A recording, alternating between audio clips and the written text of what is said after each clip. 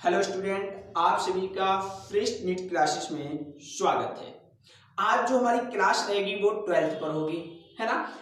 हमको पता है कि आप लोग पढ़ रहे होंगे, अच्छे से पढ़ना भी चाहिए, है ना। क्योंकि देखो, नीट जैसे एग्जाम के लिए यदि आपने दृढ़ निश्चय बना लिया है कि मुझे डॉक्टर बनना है, तो आपको अच्छे से मेहनत और परिश्रम करना ही करना पड़ेगा, है ना। और ये बहुत जरूरी है, अच्छे से पढ़ो, बेहतरीन तरीके से अपने आप को एग्जाम के लिए तैयार कीजिए, जिससे कि एग्जाम में हम अधिक से अधिक मार्क्स ला सके।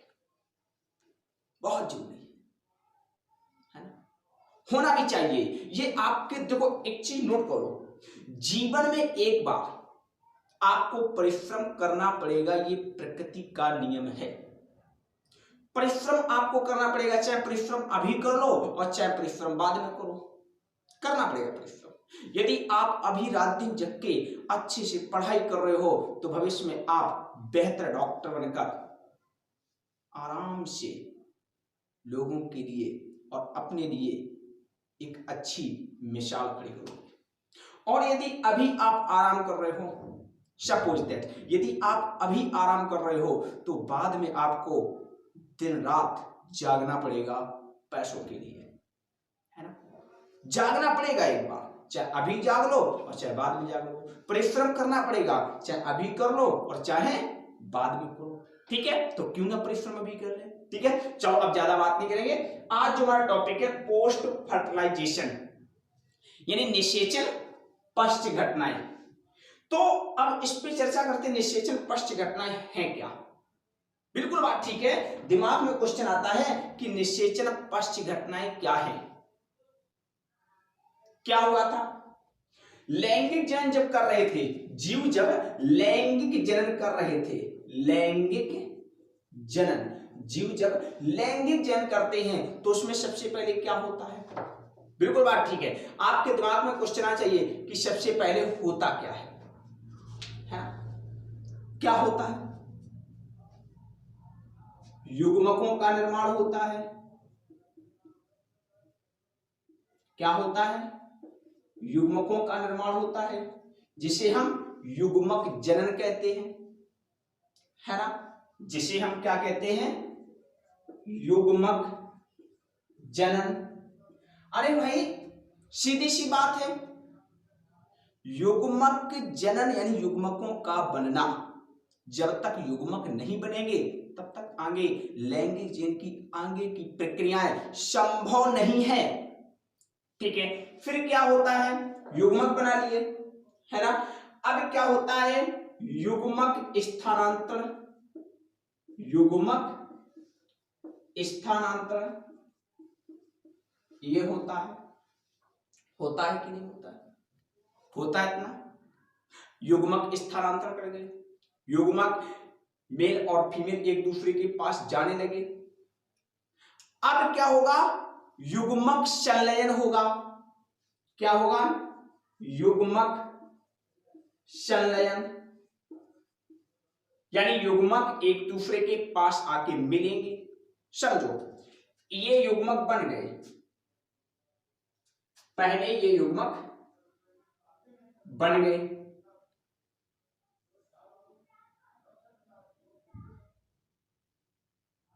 है ना। युग्मक बन गए, हो गया, पहली घटना ये हो गई, पहली घटना ये हो गई। अब दूसरी युग्मक स्थानांतरण, अब ये दोनों एक दूसरे के पास जाएंगे, है ना, एक दूसरे के पास ये जाएंगे। यदि मनुष्य है या प्लांट है, जिम्नोस्पर्म एंजियोस्पर्म, तो मेल गैमेट स्थिर होगा, होगा नहीं होगा, फीमेल गैमेट स्थिर होगा। याद रखा करो, यदि मनुष्य है, जिम्नोस्पर्म एंजियोस्पर्म प्लांट है, तो सदैव फीमेल गैमेट स्थिर होता है, मेल गैमेट गतिशील होगा। तो अब क्या हुआ, अब क्या करेगा कि ये मेल गैमेट फीमेल गैमेट के पास जाएगा। चलो मैं उसी का एग्जांपल ले लेता हूं, ठीक है। अब ये मेल गैमेट, ऐसा करो, मैं इसको दोबारा समझाता हूं, ठीक है। ठीक है, दोबारा दूर दूर बना दे तो समझ में आ जाएगा। ठीक है, जैसे आपका ये रहा मेल गैमेट, मनुष्य का एग्जाम्पल लेता हूं, ये मेल गैमेट हो गया, है ना, ये हो गया फीमेल गैमेट, ये हो गया फीमेल गैमेट। अब समझ में आ जाएगा आपको, फीमेल गैमेट। अब हो गया युग्मक जनन, मतलब युग्मकों का निर्माण हो गया, मेल गैमेट भी बन गया और फीमेल गैमेट भी बन गया। अब ये मेल गैमेट फीमेल गैमेट के पास जाएगा, क्योंकि फीमेल गैमेट एक जगह पर स्थिर है ना। चलो पहुंच गया ये,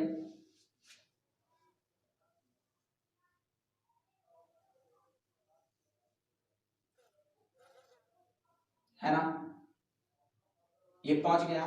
दूसरी घटना भी हो गई, युग्मक स्थानांतर। क्या हो गई? युग्मक स्थानांतर। अब ये दोनों गैमेट आपस में फ्यूज करेंगे। क्या करेंगे? फ्यूज करेंगे, यानी निषेचन होगा। क्या होगा? निषेचन। याद रखना, मिलने की घटना ही निषेचन है। चलो आके एक दूसरे से फ्यूज कर गए,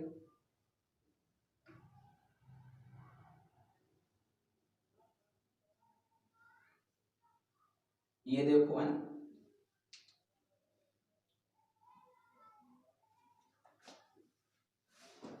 ये देखो अपने स्नेक के अंदर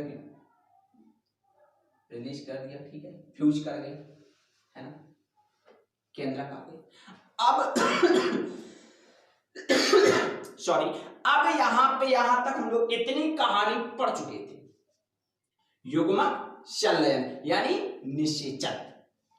क्या बोलेंगे इसको? इसका एक नाम और होता है युग्मक संलयन। ये तीसरी घटना हो गई कि नहीं हो गई? होगी तीसरी घटना।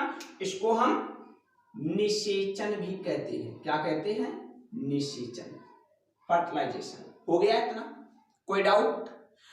अब इसके बाद आज की कहानी शुरू होती है कि निषेचन पश्चात, निषेचन हो गया पश्चात यानी बाद में, निषेचन होने के बाद घटनाएं, कौन सी घटना घटेगी, ये क्वेश्चन पूछ लिया गया है। हाँ, क्वेश्चन मानो या पे बुक की जो भी हो, मतलब आप उसको एक मतलब क्यूरीज मान लो, जो भी मानो। ठीक है, तो यहाँ पे क्या है, एक दिन अब यहाँ पर क्वेश्चन आया कि बताओ भाई, इतना सब समझ गया, ठीक है, एक एक बात समझ में आ गई, युग्मक जनन हो गया यानी युग्मकों का निर्माण हो गया, ये मेल बना ये फीमेल बना, युग्मक स्थानांतर हो गया, फीमेल गैमेट स्थिर था, मेल गैमेट उसके पास गया। याद रखना, फीमेल गैमेट स्थिर होता है ना, किसमें होता है, डिटेल में पिछले क्लास में मैं बता चुका हूं। ठीक है, अब युग्मक स्थानांतर हो गया, एक दूसरे के पास पास आ गए। इसके बाद युग्मक संलयन हुआ, दोनों युग्मक आपस में मिल गए। केंद्रक नहीं मिले हुए हैं, याद रखना। मैं थोड़ा इसको पीछे बना देता हूं, गलती कर दोगे यहाँ पे। अभी केंद्रक नहीं मिले हुए हैं, इसने केंद्र रिलीज कर दिया इसमें। अब इसके बाद क्या होगा? अब क्वेश्चन किया है कि निषेचन पश्चात घटना, निषेचन के बाद कौन सी घटना घटेगी, ये क्वेश्चन कर दिया। कुछ नहीं रटने की बात उसमें है ही नहीं। बताओ, या तो कुछ नहीं रटा, कुछ नहीं रटा। कॉन्सेप्ट लेकर ही बायो को समझना है। ठीक है, टर्मोलॉजी समझो हिंदी के हिसाब से, एक एक शब्द को समझो हिंदी के हिसाब से, हिंदी के हिसाब से, इंग्लिश के हिसाब से। लिखा है पोस्ट फर्टिलाइजेशन, निषेचन पश्चात घटना यानी निषेचन यानी फर्टिलाइजेशन के बाद क्या होने वाला है। हो गया फर्टिलाइजेशन, अब क्या होगा? अब देखो क्या होगा, समझो यहां पर। अब ये दोनों युग्मक क्या करेंगे? फ्यूज कर गए। अब क्या होगा? मेल गैमेट के अंदर, मेल गैमेट के अंदर से केंद्रक निकला। ठीक है, ये इसके अंदर आ गया, ये मेल गैमेट का केंद्रक हो गया, और फीमेल गैमेट का ये केंद्रक आपस में दोनों मिलेंगे। मिलेंगे कि नहीं मिलेंगे? और संरचना होगी द्विगुणित। कैसी होगी? द्विगुणित यानी 2n। अरे ये कैसी है? अगुणित। ये कैसी है? अगुणित। अगुणित अगुणित मिल गए आपस में, कैसे हो गए? द्विगुणित हो गए कि नहीं हो गए? तो ये क्या बन गया? जाइगोट बन गया। क्या बन गया? युग्मनज बन गया। क्या बन गया? युग्मनज बन गया। बना कि नहीं बना युग्मनज? बताओ। अच्छा, बन गया युग्मनज, बन गया जाइगोट। तो बात याद हो गई कि निषेचन पश्च घटना में, यानी निषेचन के बाद जो संरचना बनती है वो क्या होती है? जाइगोट होती है, जिसे हम क्या कहते हैं? युग्मनज कहते हैं। क्या कहते हैं? युग्मनज कहते हैं। ये बन गया युग्मनज। युग्मनज बना कि नहीं बना? बस यही तो पढ़ना, इतनी ही बात थी फिर। तो निषेचन पश्च घटना में क्या होता है? जाइगोट यानी युग्मनज का निर्माण होता है, जो द्विगुणित संरचना है। कैसी संरचना है? द्विगुणित। कैसी संरचना है? द्विगुणित संरचना है ना? इतनी बात थी यहां पर, है ना? बना लिया जाइगोट। क्या बना लिया? जाइगोट। चलो आप समझते इसको क्या एनसीईआरटी कहना चाहती है।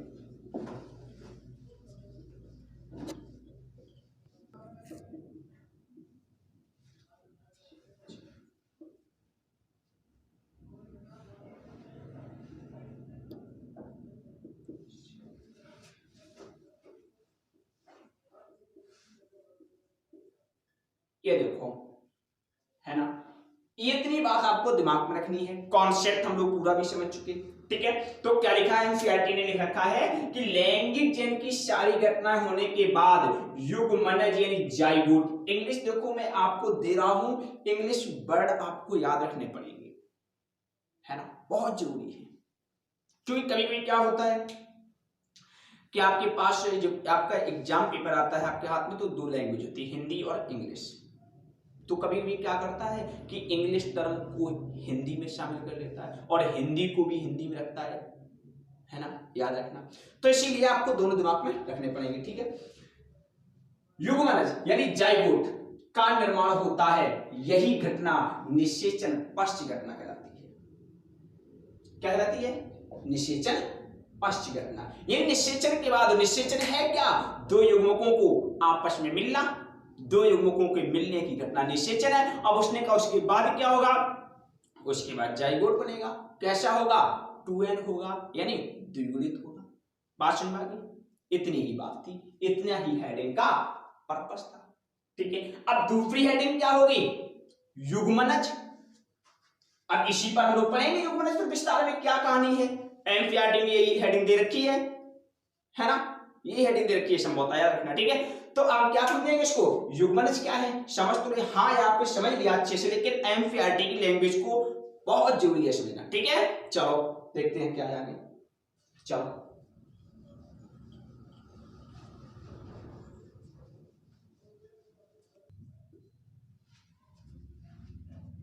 ये देखो, है ना,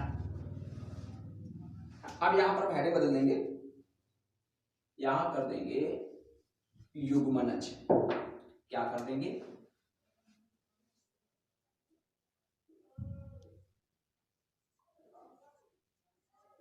जाइगोट। क्या कर देंगे? जाइगोट, युग्मनज, है ना। समझो क्या है युग्मनज, जो अभी हम लोगों ने समझा था एक फिगर के माध्यम से, क्या वही है? ऐसा तो नहीं कुछ दूसरा हो, है ना। देखो एक एक चीज को समझते हुए पढ़ना है यहाँ पे, ठीक है। देखो क्या लिख रखा है यहाँ पे? द्विगुणित, हाँ, द्विगुणित युग्मनज यानी डिप्लॉयड जाइगोट यानी 2n। मैंने यहाँ पर तीनों चीजों में लिख रखा है, जैसे एग्जामिनर पूछे वैसे बताना। वो द्विगुणित करके भी पूछ सकता है, डिप्लॉयड जाइगोट करके पूछ सकता है, और 2n करके पूछ सकता है। बातें तीनों एक ही है, तीनों बातें एक ही हैं, ठीक है। तो क्या है? द्विगुणित युग्मनज यानी डिप्लॉयड जाइगोट यानी 2n का निर्माण, द्विगुणित है ना, 2n, ठीक है,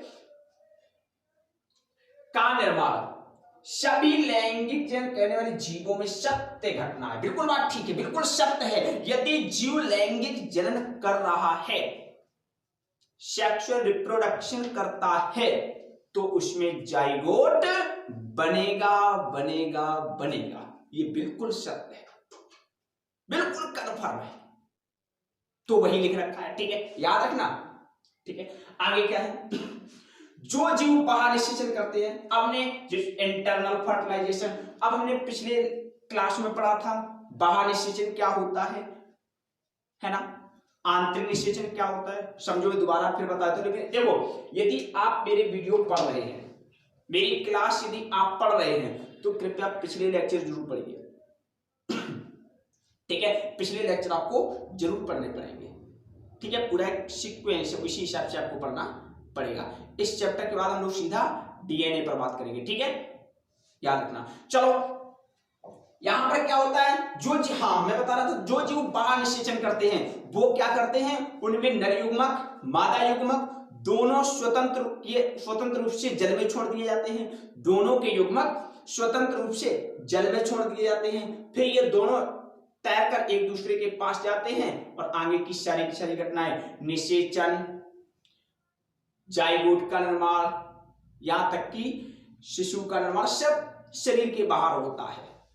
और जो आंतरिक निषेचन करते हैं उसमें क्या होता है कि उसमें जो युग्मक होते हैं उसमें नर युग्मक मादा युग्मक के शरीर के अंदर रिलीज किए जाते हैं, तो वो मादा के शरीर के अंदर रहते हैं, तो शरीर के अंदर ही जाइगोट का निर्माण होता है, वहीं पर शिशु का निर्माण होता है, ठीक है, ये पिछली क्लास में बताया हुआ है। तो यहाँ पर क्या हुआ है, जो जीव बाहर निषेचन एक्सटर्नल फर्टिलाइजेशन करते हैं उनमें जाइगोट यानी युग्मनज का निर्माण मादा के शरीर के बाहर जल में होता है। कहां होता है, जल में होता है ना, कहां होता है, जल में होता है। और जो जीव आंतरिक निषेचन यानी इंटरनल फर्टिलाइजेशन करते हैं, उनके जो जाइगोट का निर्माण होता है, उनके अंदर जाइगोट बनता है ना, वो जाइगोट का निर्माण मादा के शरीर के भीतर होता है। ये सब चीजें आपको दिमाग में रखनी है। तो क्या क्या समझ में आया, जाइगोट का निर्माण निषेचन के बाद होता है, पहली बात ये समझ में आई। दूसरी बात क्या समझ में आई, जाइगोट द्विगुणित होता है। तीसरी बात क्या समझ में आई कि यदि जीव लैंगिक चयन करता है तो जाइगोट का निर्माण होना एक बिल्कुल सत्य है। चौथी बात क्या समझ में आई कि यदि जीव आंतरिक निषेचन करता है तो उसमें जाइगोट का निर्माण मादा के शरीर के अंदर होगा, यदि जीव बाहर निषेचन करता है तो उसमें जाइगोट का निर्माण जल में होगा, यानी मादा के शरीर के बाहर होगा। ये बिल्कुल एक बात आपको दिमाग में रखनी है, बिठा लो बिल्कुल, ठीक है। चलो आगे देखते हैं क्या लिखा हुआ है।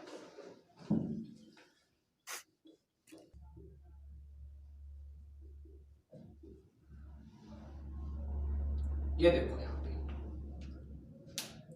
क्या हुआ, कुछ जीव जैसे आपका फंजाई हुआ, क्या हुआ, फंजाई, और आपका शैवाल यानी एल्गी हुआ, है ना, फंजाई और एल्गी,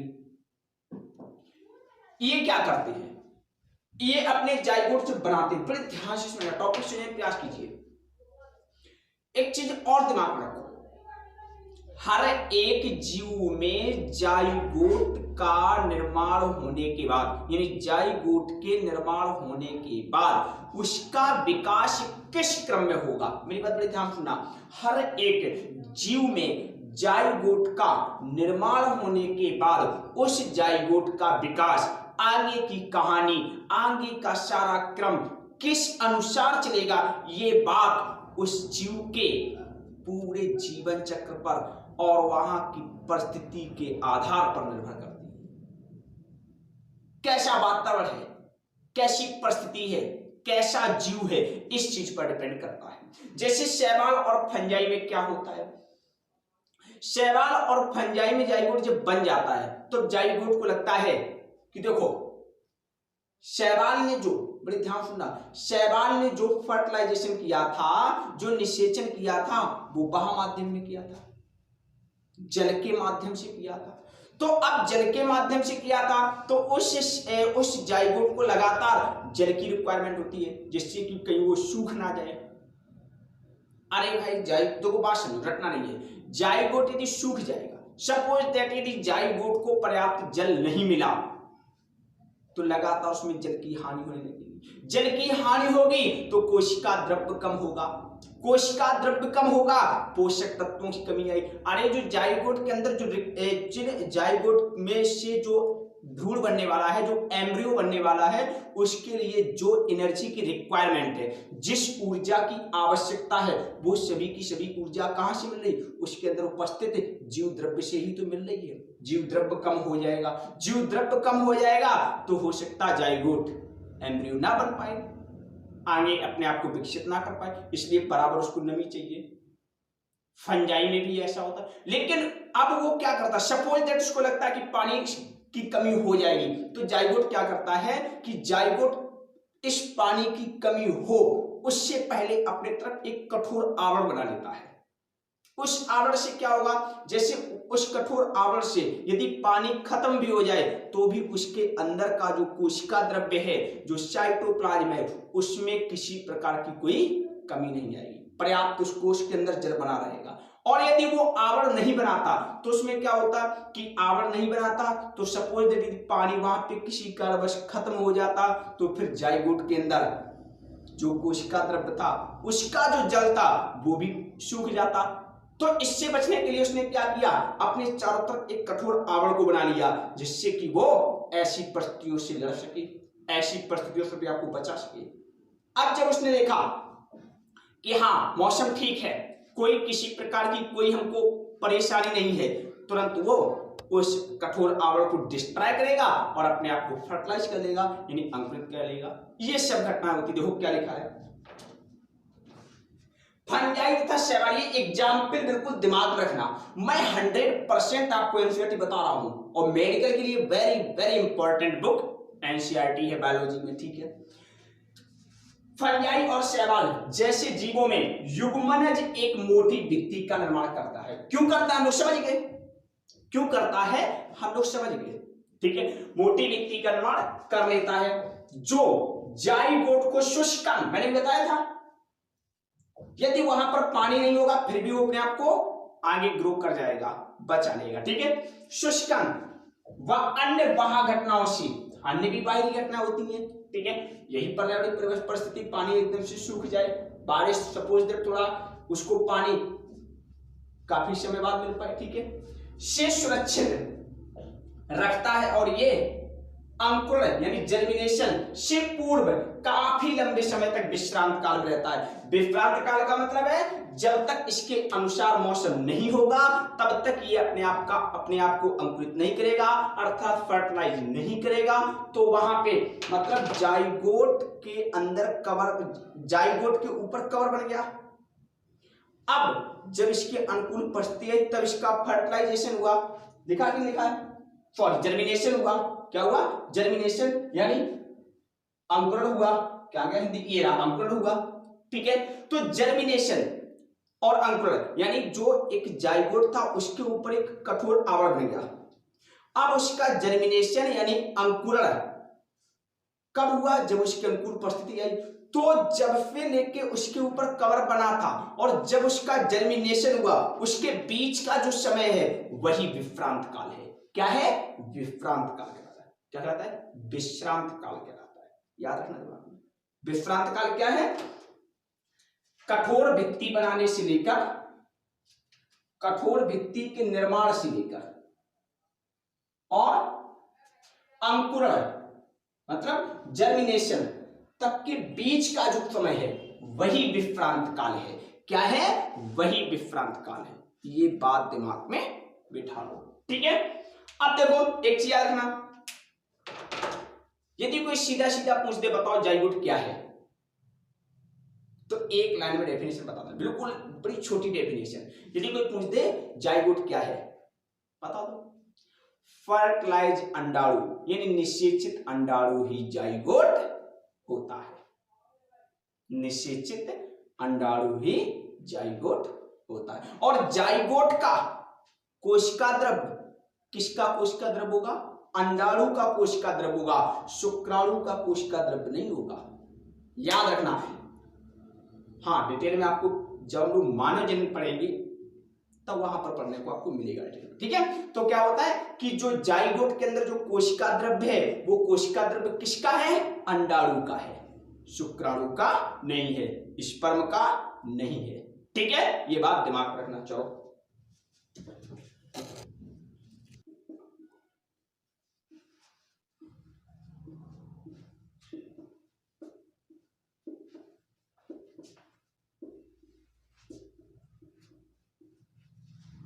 ये समझो, ये बड़ी इंपॉर्टेंट इंफॉर्मेशन है, ये बिल्कुल आपको दिमाग में रखनी पड़ेगी, बिल्कुल दिमाग में। देखो क्या लिखा है, मैं पढ़ रहा हूं एक एक वर्ड। अगुणित जीवन चक्र, अगुणित जीवन चक्र, हैप्लॉन्टिक लाइफ साइकिल। आप समझो बड़े ध्यान से, जीवन चक्र कैसा है? अगुणित, हैप्लॉन्टिक है वाले जीव में। अब जो जीव अगुणित है, अगुणित जीवन चक्र को दर्शा रहा है, वो वास्तव में अगुणित जीव होगा। कैसा जीव होगा? अगुणित जीव होगा। चलो वो जीव कैसा हो गया? अगुणित जीव होगा। होगा कि नहीं होगा? एन से दर्शाते हैं। ठीक है, युग्मनज। अब जब ये युग्मनज बनाएगा तो दो जीव आएंगे। दो जीव कौन कौन आएंगे? एक नर होगा, एक मादा होगा। वास्तव में जीव है कैसा? अगुणित है। इससे भी युग्मक आएगा, इससे मादा युग्मक आएगा, और ये दोनों, ये भी अगुणित नर युग्मक होगा, ये भी अगुणित नर युग्मक होगा, और इनमें पूरी प्रोसेस होने के बाद ये द्विगुणित बन जाएगा। बन गया। अब ये बन गया उसका जाइगोट। क्या बन गया? ये जाइगोट, यानी क्या बन गया? ये युग्मनज। क्या बन गया? युग्मनज बन गया, युग्मनज, युग्मनज। अब समझो बड़े ध्यान से, यहां पे जीव, वास्तव में जो जीव बनेगा, जो जीव बनेगा या जो जीव है वो अगुणित है।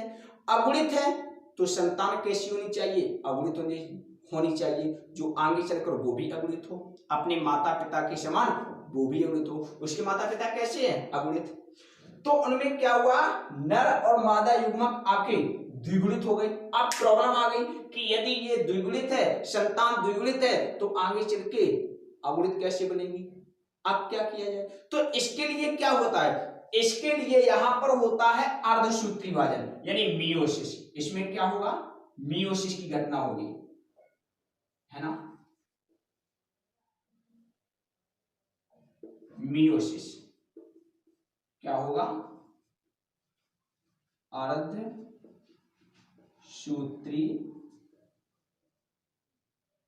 विभाजन। क्या होगा? अर्धसूत्री विभाजन होगा। और जब इसमें अर्धसूत्री विभाजन होगा तो ये जो युग्मनज है, जो जाइगोट है, वो कैसा हो जाएगा? अगुणित हो जाएगा। कैसा हो जाएगा? अगुणित हो जाएगा। अब ये जो संतान बनेगी वो अपने माता पिता के समान अगुणित होगी। देखो क्या लिखा, यही बात लिखी हुई है।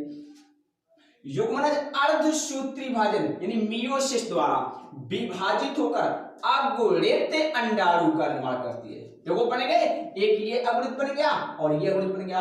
बना अगुणित अंडाणु का निर्माण करता है, जो अगुणित जीव के रूप में आगे अपने माता पिता के समान अगुणित संतान भी बनेगी। और ये आपको पूरी प्रोसेस कहां पढ़ने को मिलेगी डिटेल में? जब आप 11th में प्लांट पर बात करोगे, जब लोग जिम्नोस्पर्म और एंजियोस्पर्म पर बात करेंगे तब।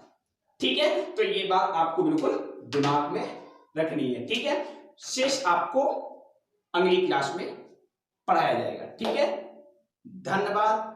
पढ़ते रहिए, एनसीईआरटी बिल्कुल अपने पास रखिए और ये एक एक इंफॉर्मेशन समझते हुए नोट करिए। ठीक है, धन्यवाद।